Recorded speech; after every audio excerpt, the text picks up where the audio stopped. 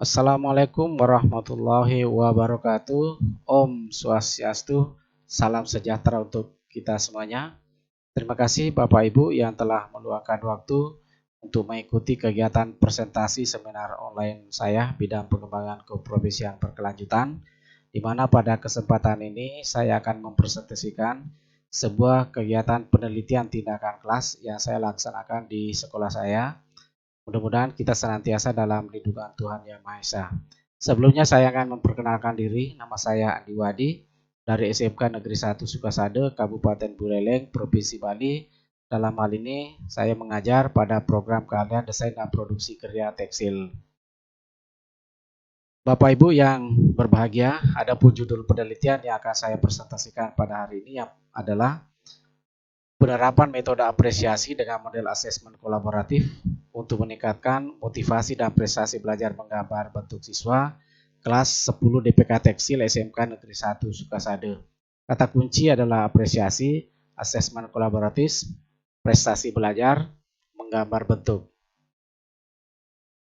Bapak Ibu, adapun ruang lingkup presentasi saya pada hari ini, yang pertama adalah latar belakang, kemudian yang kedua landasan teori, bab 3 metode penelitian, bab 4 hasil dan pembahasan, dan kelima penutup serta lampiran di bagian yang keenam. Mari kita melihat latar belakang penelitian. Bapak Ibu sekalian, seperti yang kita ketahui bahwa sesuai dengan kurikulum kita, subkompetensi menggambar bentuk bertujuan untuk melatih keterampilan dan sensitivitas estetika siswa. Keterampilan dalam hal ini melatih siswa bagaimana memindahkan sebuah bentuk yang sifatnya 3 dimensi menjadi 2 dimensi pada bidang gambar. Kemudian sensitivitas estetika artinya adalah kegiatan membentuk melatih siswa agar untuk peka dalam hal estetika atau keindahan, melatih jiwa estetikanya. Sehingga nanti yang terjadi adalah kemampuan untuk mengembangkan dirinya pada penciptaan karya seni sebagai warisan budaya dan bekal hidup baik di dalam masyarakat maupun di dalam lingkungannya. Bapak Ibu sekalian, untuk mengetahui apakah tujuan pembelajaran tercapai atau tidak, maka ada dua hal bisa kita tinjau. Yang pertama, kita bisa melihat dari aspek kuantitatifnya, di mana kalau kita memperhatikan prestasi belajar siswa selama 3 tahun terakhir, hanya memperoleh rata-rata 7,1 dari 7,0 KKM atau kriteria ketuntasan minimal. Kemudian yang kedua, kita juga memperhatikan secara kualitatif prestasi siswa di bidang seni dan kerajinan belum memperlihatkan hasil sesuai dengan harapan. Misalnya dalam mengikuti ajang lomba masih belum memperlihatkan secara signifikan perbedaan sekolah seni dengan sekolah yang non seni. Kemudian yang terakhir dan ini yang paling penting adalah kalau kita memperhatikan hasil pembelajaran produktif siswa masih banyak yang numpuk hasil pembelajaran yang tidak terjual. Artinya apa? Berarti ada sesuatu yang perlu kita benahi di sini. Bapak Ibu sekalian, terjadinya hal ini diprediksi ada beberapa hal. Yang pertama, lemahnya bakat seni yang dimiliki oleh peserta didik. Kemudian yang kedua, munculnya pemahaman bahwa untuk mendapatkan karya seni atau menggambar yang berkualitas harus dimiliki oleh orang-orang yang berbakat. Nah, saya kira nomor 1 dan nomor 2 ini memiliki pengertian yang hampir sama, di mana mengatakan bahwa bakat adalah salah satu modal yang harus dimiliki oleh seseorang untuk mampu menggambar yang bagus.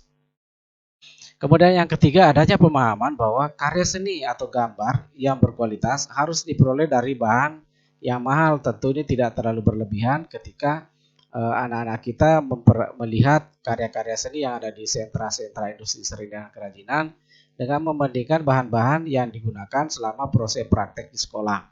Kemudian yang keempat adalah perkembangan teknologi informasi yang menjadi tren. Saya kira ini suatu fakta yang tidak bisa kita pungkiri bahwa dengan membanjirnya teknologi informasi, jangankan anak-anak, kita termasuk orang dewasa juga rata-rata lebih senang meninggalkan hal-hal yang sifatnya tradisional dan beralih kepada hal-hal yang media yang terkait dengan teknologi informasi. Nah, apakah dengan identifikasi masalah ini kita akan diam? Tentu saja tidak. Kita akan selalu berusaha untuk mencari solusi-solusi agar siswa kita tidak larut dalam kondisi demikian. Untuk itu pada kesempatan ini kami akan membatasi masalah yaitu penggunaan metode belajar dari konvensional menjadi sesuatu yang lain daripada yang dilakukan selama ini. Bapak Ibu, tujuan rumusan masalah adalah bagaimana menggunakan metode apresiasi dengan model asesmen kolaboratif untuk meningkatkan motivasi dan prestasi belajar menggambar bentuk siswa. Kemudian selanjutnya adalah seberapa besar peningkatan prestasi belajar menggambar bentuk siswa setelah menggunakan metode apresiasi dengan model asesmen kolaboratif. Tujuan penelitian adalah mendeskripsikan cara menggunakan metode apresiasi dengan model asesmen kolaboratif sehingga dapat meningkatkan motivasi dan prestasi belajar menggambar bentuk siswa. Kemudian yang ketiga, yang terakhir adalah untuk mengetahui seberapa besar peningkatan prestasi belajar menggambar bentuk siswa pada penggunaan metode apresiasi dengan model asesmen kolaboratif. Adapun manfaat penelitian ini kita tinjau dari dua aspek. Yang pertama dari aspek teori tentu bisa menjadi bagian sebagai bahan pengkajian ilmu pengetahuan, akan menambah wawasan, pengembangan teori belajar mengajar dan perbendaharaan metode dalam proses belajar mengajar di sekolah. Kemudian aspek teori bagi guru akan memberikan alternatif metode mengajar yang dapat ditempuh bagi siswa, dapat meningkatkan motivasi dan prestasi belajar. Yang ketiga, bagi sekolah dengan meningkatnya prestasi siswa dalam pembelajaran diharapkan memberikan dampak pada prestasi siswa dalam mengikuti event perlombaan yang tentunya akan berfungsi sebagai bahan promosi bagi sekolah terhadap masyarakat. Bapak Ibu, latar pustaka, kajian pustaka, ada beberapa hal yang akan kami jelaskan. Pertama, pengertian apresiasi. Apresiasi adalah kemampuan menentukan tingkat pemahaman dan memberikan penghargaan berdasarkan kriteria yang benar. Jadi kegiatan apresiasi, anak-anak harus sebelum melakukan kegiatan apresiasi, peserta didik harus mengetahui dulu kriteria-kriteria yang benar untuk memberikan pemahaman dan penghargaan terhadap sebuah karya yang dilihatnya. Dalam hal ini, kriteria ini tentunya kita akan menyampaikan pada saat pembelajaran teori di kelas. Menurut Lowenfield, kegiatan apresiasi melatih sensitivitas sebagai cikal bakal munculnya kreativitas seseorang. Dalam hal ini diperkuat oleh Sudarso yang dalam bukunya ditulis pada tahun 1990, beliau mengatakan bahwa semakin banyak melakukan kegiatan apresiasi, maka sensitivitas dan kreativitas siswa lebih mudah diciptakan. Yang kedua, asesmen kolaboratif merupakan penilaian yang dilakukan secara berkolaborasi antara siswa dengan guru. Dalam hal ini, kalau jumlah siswa kami dalam penelitian adalah 17 orang, ditambah 3 orang guru sebagai dalam tim teaching, maka dalam sebuah karya siswa itu ada 20 orang yang menilai. Satu karya 20 orang yang menilai, sehingga betul-betul siswa juga mengikuti melaksanakan penilaian itu belajar dari karya-karya yang dilihatnya. Kemudian yang kedua, prestasi belajar.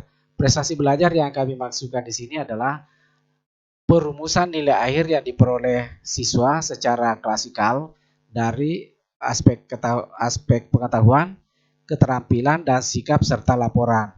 Dalam hal ini nilai akhir yang dimaksud berupa nilai klasikal, jadi bukan nilai personal atau nilai pribadi-pribadi, tapi nilai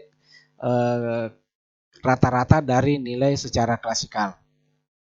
Kemudian yang terakhir adalah menggambar bentuk. Gambar bentuk merupakan kegiatan memindahkan objek 3 dimensi, objek benda yang sifatnya 3 dimensi menjadi 2 dimensi pada bidang gambar.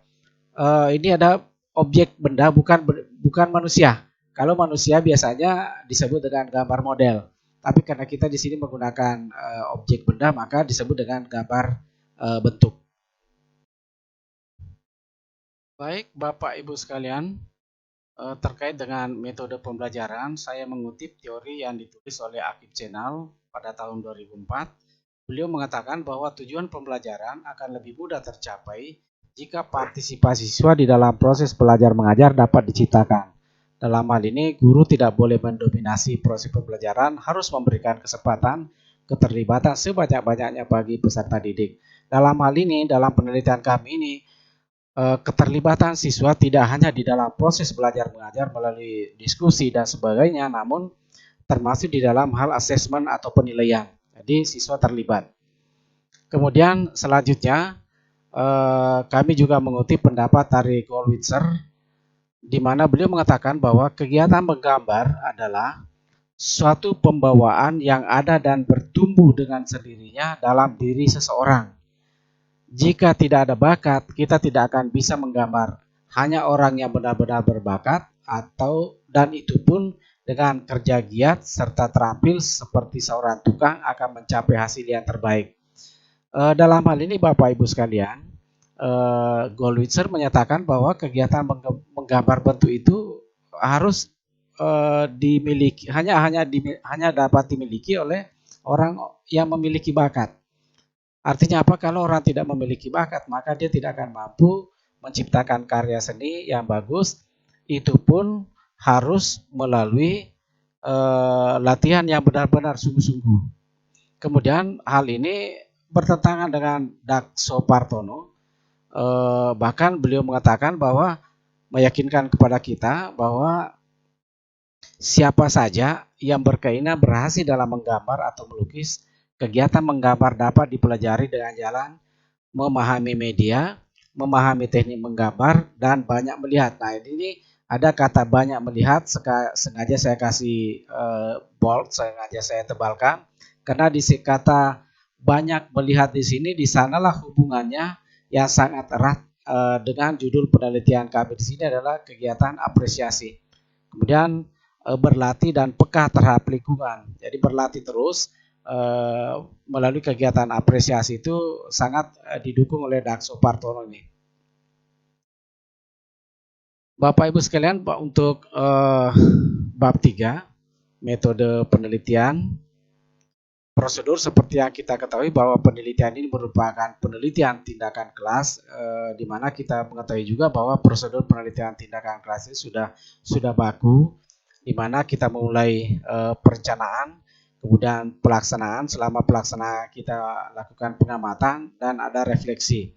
Pelaksanaan di sini adalah melaksanakan kegiatan yang sudah kita rencanakan, kemudian pengamatan, mengamati apa yang terjadi, yang nantinya akan kita simpulkan pada tahap refleksi.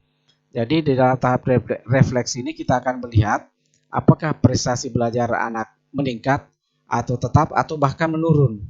Dan kita akan mencatat semua penyebab-penyebabnya. Nah, dalam hal ini kemudian setelah itu kita ujikan pada siklus yang kedua. Kita cobakan kembali pada siklus yang kedua melalui tahapan yang sama dan hingga mencapai siklus yang ketiga dan seterusnya.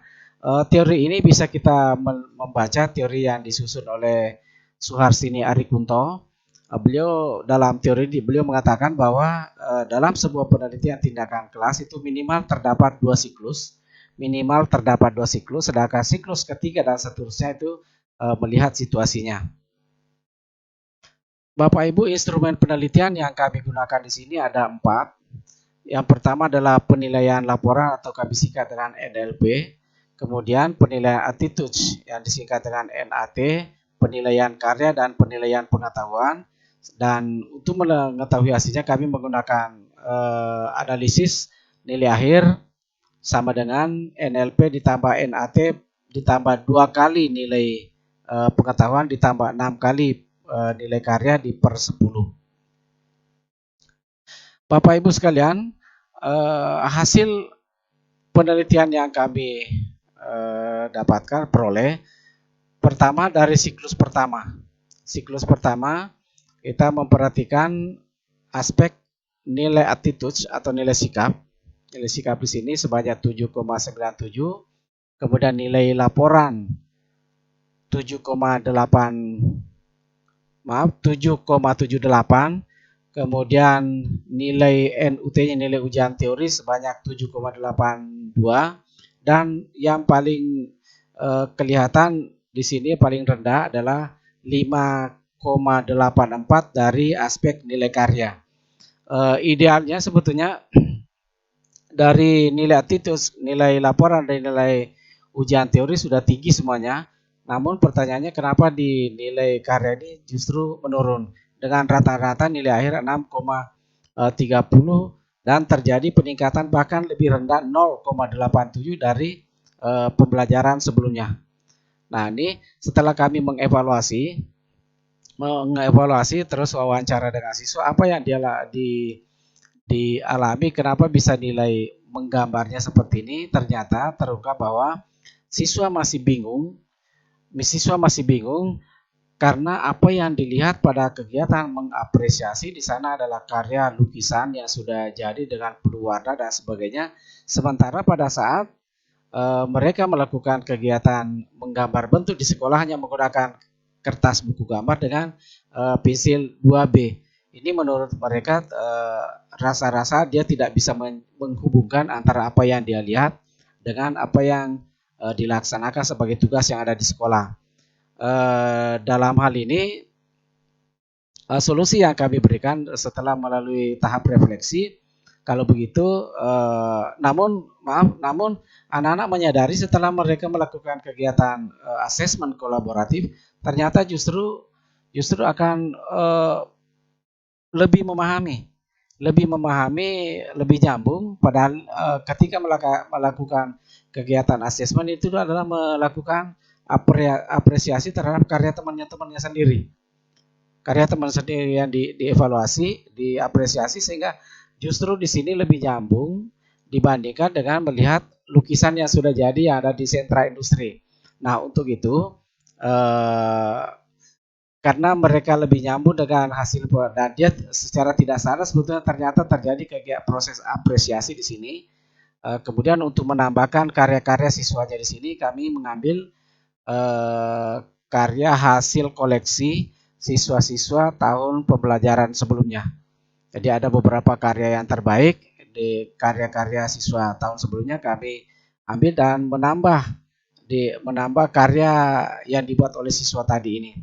Nah, Bapak Ibu sekalian, hasilnya setelah kami melakukan kegiatan penelitian pada siklus yang kedua, kami melihat di sini ternyata terjadi peningkatan pada aspek karya 7,75 menjadi 7,75 dengan rata-rata nilai akhir 7,79, artinya terjadi peningkatan sebesar 0,99 dari siklus pertama. Sebelumnya dari angka 7,79 ini nilai yang sudah cukup tinggi karena kami menggunakan standar nilai menengah, bukan nilai rendah. Nilai rendah itu adalah 7,0 sampai 7,5. Kemudian nilai menengah 7,5 sampai nilai 8, dan standar tinggi menggunakan 8 ke atas. Nah, dalam hal ini kami rentangan penilaian kami itu dari 7,0 sampai 8. Nah, ini sudah mencapai 7,9, sebetulnya ini hampir sempurna. Namun ada menjadi catatan ketika kami melaksanakan pada pada kegiatan siklus kedua ini, karena pada waktu itu pelaksanaannya dilaksanakan akhir jam pembelajaran atau sudah sangat terlalu siang, sehingga kami mengamati anak-anak sudah mulai capek, sudah mulai stagnan, di sana sudah mulai jenuh, sehingga harapan kami ketika proses pembelajaran ini dilaksanakan dalam kondisi fresh, maka akan terjadi peningkatan prestasi belajar. Untuk itu, pada siklus yang ketiga kami melaksanakan proses menggambar bentuk ini di pagi hari, di mana pada saat ini anak-anak masih segar semuanya, pikirannya belum begitu, masih segar semuanya. Dan yang terjadi Bapak Ibu sekalian, pada siklus yang ketiga ini terjadi peningkatan yang Dengan demikian Bapak Ibu sekalian, setelah kami menerapkan rekomendasi dari refleksi tahap kedua pada siklus ketiga ini, maka kami memperoleh nilai akhir siswa sebesar 7,86.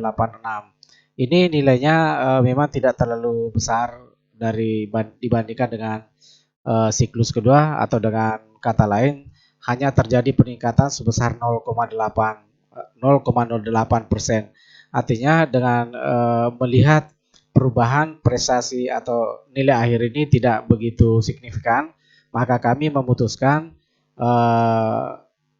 bahwa penelitian ini kami akhiri di siklus yang ketiga. Untuk itu Bapak Ibu sekalian, kami menyimpulkan yang pertama,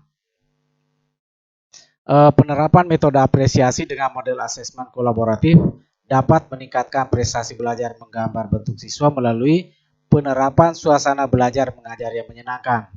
Misalnya mengandung unsur bermain, rekreasi, atau penggunaan musik untuk merangsang imajinasi dan kreativitas siswa.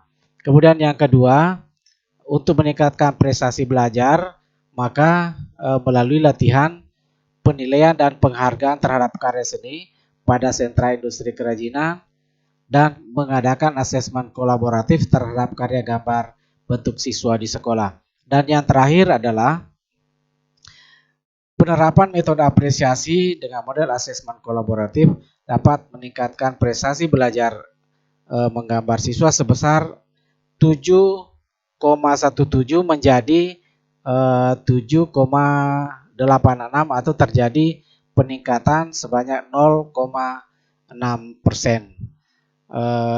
Dengan demikian kami menyarankan kepada Bapak Ibu guru yang mengajar subkompetensi menggambar bentuk pada SMK Negeri 1 Sukosada, khususnya program keahlian Kreateksil, agar menjadikan metode apresiasi dengan model asesmen kolaboratif sebagai salah satu alternatif untuk meningkatkan motivasi dan prestasi belajar menggambar bentuk siswa. Baik Bapak Ibu sekalian, kami melampirkan beberapa foto-foto kegiatan selama kami melaksanakan penelitian. Yang pertama ini gambar satu adalah kegiatan apresiasi siswa di Pasar Seni Lovina yang diwakili oleh perwakilan dari kelompok 1. Ya, perwakilan dari kelompok 1. Kemudian ada perwakilan dari kelompok 2 juga sama melakukan kegiatan apresiasi. Ini adalah yang ketiga, perwakilan dari kelompok ketiga. Dan acara happy-happy setelah melaksanakan kegiatan apresiasi di Pasar Seni. Ini anak-anak bersama guru pendamping berselfie bersama salah seorang tamu, walaupun dengan hanya menggunakan bahasa yang pas-pasan. Kemudian ini Bapak Ibu sekalian, salah satu kegiatan kami pada saat memperlihatkan karya-karya untuk belajar teori tentang apresiasi. Kemudian kegiatan ini siswa perwakilan dari kelompok 1 ini melakukan kegiatan asesmen kolaboratif di kelas. Ini salah satu siswa memberikan apresiasi atau memberikan komentar penilaian terhadap karya, salah satu karya temannya. Kemudian Bapak Ibu, ini adalah hasil kita memperlihatkan ini adalah siklus 1, ada siklus kedua dan siklus ketiga. Ini kami hanya mengambil sampel secara acak. Kita memperhatikan antara gambar 1, siklus 1 dengan siklus 2 itu sangat berbeda ya. Ini masih sangat sederhana sekali, goresan-goresannya juga masih belum ada penekanan dibandingkan. Nah, antara siklus 2 dan siklus 3 itu sebetulnya karena memang dari segi kuantitatif tadi memang hanya 0,08, jadi peningkatannya, jadi nilai gambarnya sendiri secara kualitatif juga memang tidak begitu berbeda.